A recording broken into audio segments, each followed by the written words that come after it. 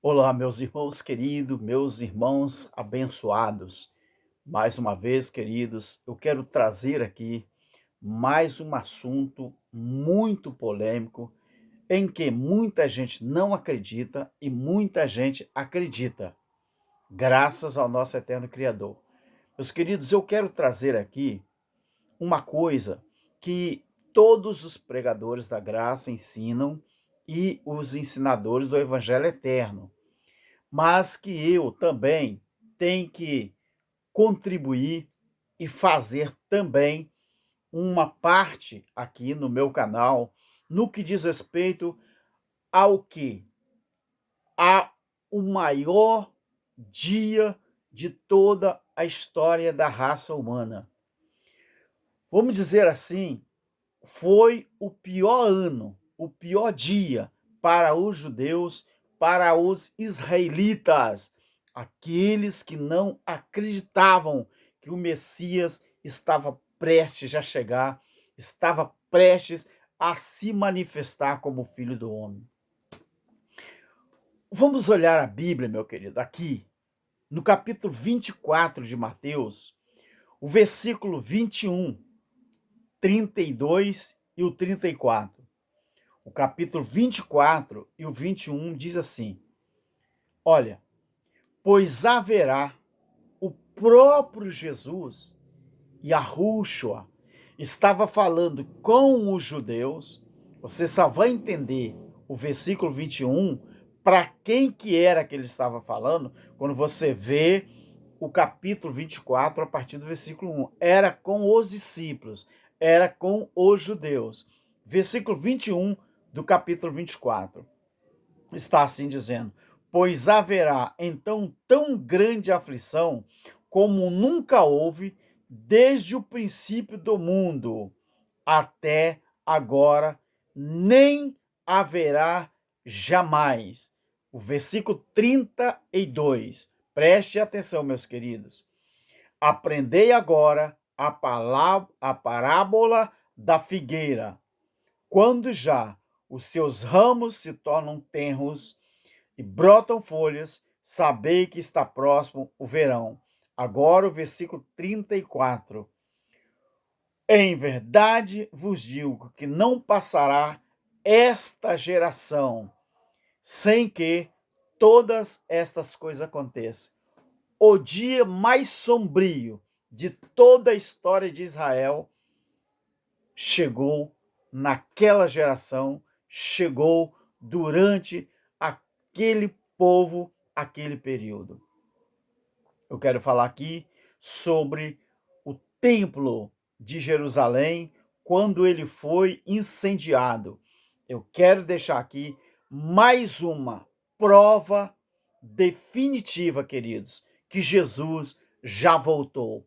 Não como a igreja evangélica prega, mas do jeito que é entendido tudo que está na palavra com relação aos últimos dias que era para acontecer naquele tempo, durante aquele período e durante aquela geração. Você sabia, meu querido, que o templo de Jerusalém, ele foi incendiado justamente no mesmo mês e no mesmo dia em que Nabucodonosor, que era o rei da Babilônia, o tinha outrora feito esse templo ser incendiado. Você sabia disso?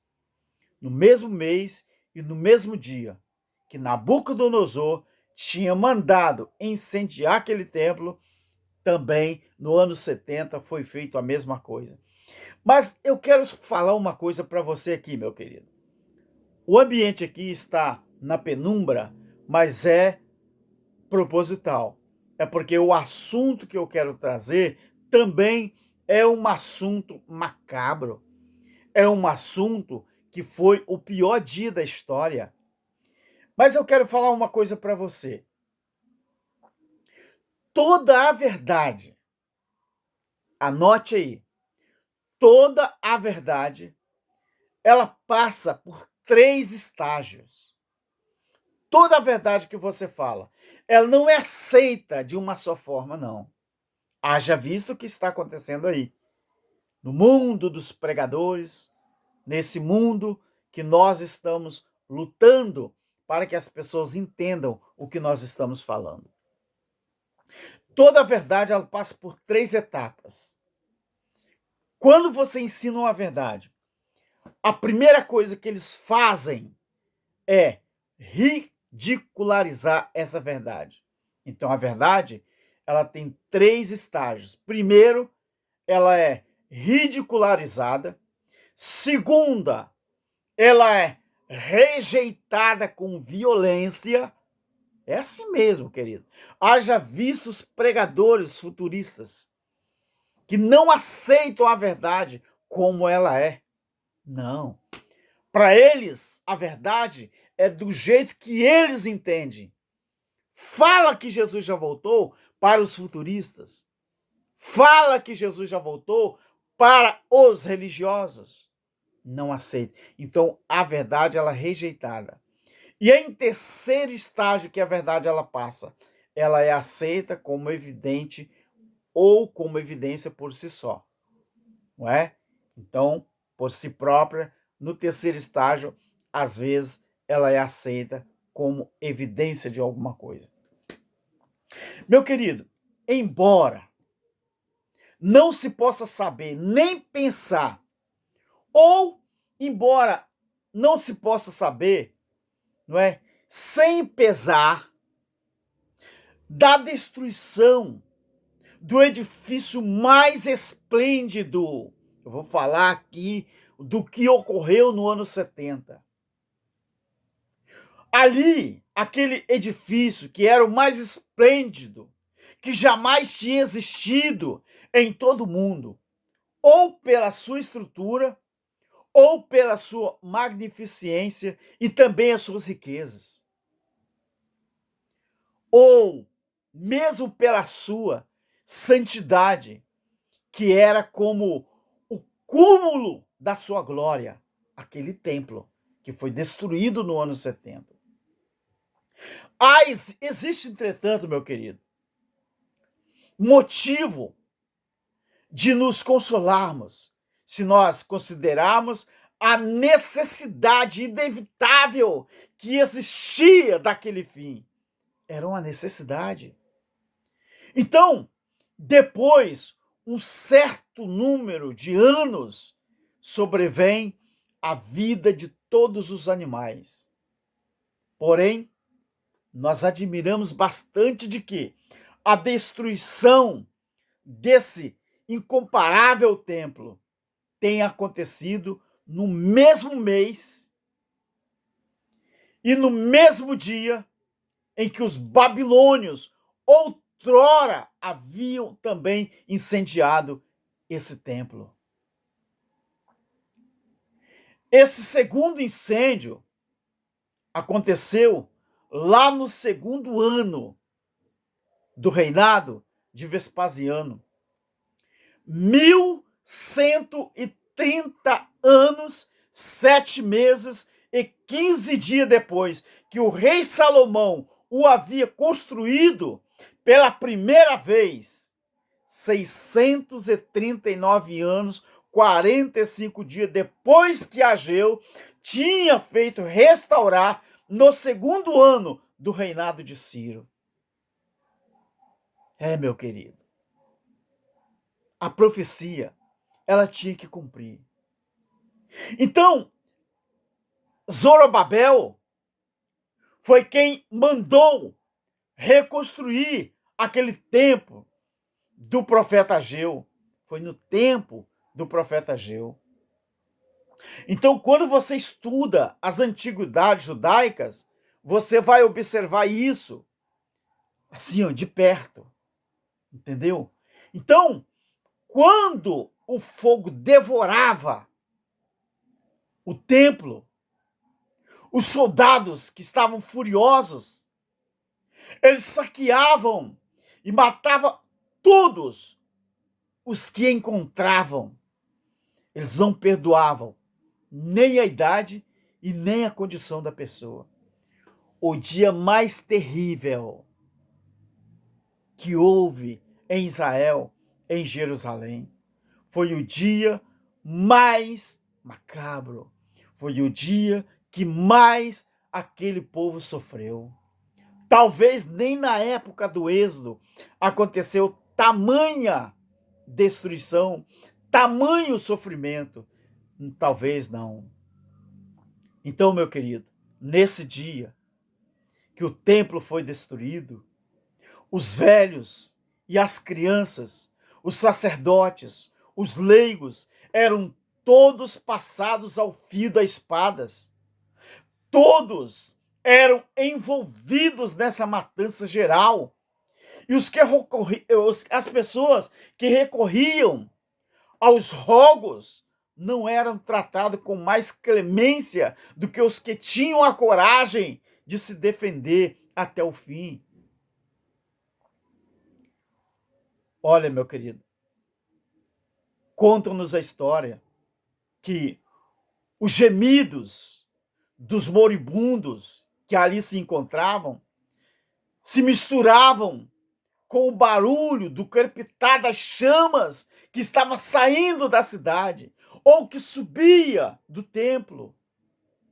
Então, se você parar para prestar atenção, se você parar para estudar um pouco da história, você vai entender que o ano 70 foi o ano das bodas do Cordeiro, que para muita gente ainda vai acontecer. Não, queridos. A destruição de Jerusalém no ano 70, a destruição do templo foi a volta do Filho do Homem, a manifestação do Filho do Homem para que pudesse ser feito a festa das bodas do Cordeiro. Ali foi o banquete, meu querido. Então, o gemido daquelas pessoas, junto com aquele incêndio, não é? Eles não tinham nem como descrever aquelas chamas que avançava sempre e o incêndio do tão grande edifício ele estava situado em um lugar elevado, fazia aos que contemplavam de longe pensar que toda a cidade estava sendo devorada pelas chamas, de tão alta, de tão grande que eram as chamas que saíam ali daquele templo. Ah, grande templo! Ah, templo majestoso! Ah, templo grandioso! Que a profecia teria que se cumprir. Então, meu querido, as pessoas que estavam de longe contemplando aquela fumaça, aquele fogo, eles não podiam descrever tão grande tristeza, tão grande destruição que era ali feito naquele lugar, ou que estava sendo ao vivo para todo mundo ver. Aí entra aquela palavra que Jesus falou que todo olho veria a manifestação da sua volta. Mas todo olho quem? Todos que estivessem presentes naquele momento, naquela atmosfera, vivendo aquele momento. Não é todo o reino da terra, não, meu querido. Você tem que entender. Então, naquela época, nada se poderia ouvir de mais horrível do que o ruído que ecoava pelo ar em todas as direções. Como que eles poderiam imaginar o que faziam as legiões romanas, que eram tomadas de furor? Os gritos dos revoltosos, que se viam envolvidos de todos os laços, pelas armas, pelo fogo, que se misturavam com as queixas, com as lamentações daquele pobre povo que estava no templo e que eram levados ao desespero. Ao fugir, sabe o que eles faziam? Sabe o que eles faziam? Eles atiravam-se nos braços dos inimigos. Quando eles tentavam fugir das chamas, da destruição, ao mesmo tempo que eles tentavam fugir, eles se atiravam nos braços dos inimigos. As vozes se confundiam. As vozes, elas eram confusas. Elevava-se até o céu a multidão que estava no alto do monte, lá que fazia a fronteira não é, ao templo, eles contemplando ali o horrível espetáculo que estava, né, lá naquele lugar acontecendo. Então aqueles mesmo que a fome tinha reduzido eles aos extremos, os quais a morte estava prestes a fechar os olhos para sempre, percebendo o incêndio ali no templo, eles reuniam todas as suas forças para deplorar tão grave desgraça, não é? Os ecos dos montes vizinhos, os ecos da região que está além do Jordão, multiplicava ainda mais esse barulho horrível. Então, por mais espantoso que fosse aquele barulho, aquele fogo, aquela fumaça, por mais espantoso que fosse, porém, os males que causavam era ainda pior. Era ainda pior. Você sabe por quê? Porque o fogo que devorava o templo era tão grande, tão violento, que parecia que o mesmo monte sobre o qual estava situado, parecia que o monte todo ele ardia. Parece que aquele monte todo que eles estavam ali, fugindo daquele barulho, daquele fogo, daquela fumaça, o fogo era tão tenso ali no templo, ali naquele lugar, que parecia que até o monte onde eles estavam também estava pegando fogo. Agora, meu querido, olha só, o sangue que corria em tal quantidade que parecia querer competir com o fogo. Era tanto sangue, sangue humano, era tanta destruição que parecia que, isso é a história de Flávio José, que parecia que o sangue que corria parece que queria competir, não é? Com o fogo que ali devorava o templo. Oh, meu querido, era tão grande, que parecia que aquilo ali não ia parar. Parecia que aquilo ali era uma coisa que realmente não tem como descrever. Então, quem se entenderia mais? Ninguém. Ninguém mais se entendia ninguém. De tão grande que era a destruição. Ali, o número dos mortos, não é, era muito maior que o daqueles que os sacrificavam à sua cólera, à sua vingança. Toda aquela terra estava coberta de cadáveres. Os soldados pisavam os cadáveres para poder continuar a perseguir os que ainda estavam vivos e tentavam fugir. Por fim, meus queridos, os revoltosos organizaram, né, um tão violento ataque que repelir os romanos, chegaram ao templo exterior e de lá se retiraram para a cidade. Meus queridos, aquilo ali, a descrição da destruição do templo, você não tem ideia. Quando você observa a Bíblia, quando você observa a palavra do nosso Criador, você vai ver que aquilo ali realmente não tinha como dizer que aquilo ali não era o cumprimento da palavra do eterno Criador. Quando aquele soldado atirou aquela flecha em direção ao templo, que aquela flecha com fogo na ponta, ela começou a pegar, ela começou a espalhar, ela começou realmente a criar um ambiente muito, muito, muito, muito tenebroso. Aquela flecha que aquele soldado, eu me lembro, quando eu estudo, quando eu leio sobre o assunto, eu me lembro do que Jesus falou. Aqui, ó, no capítulo 24 de Mateus, eu me lembro disso aqui, que no versículo 21, ele diz que haveria tão grande aflição naquele dia, como nunca tinha havido antes, desde o princípio do mundo, e daquele momento em diante também não haveria dia semelhante àquele.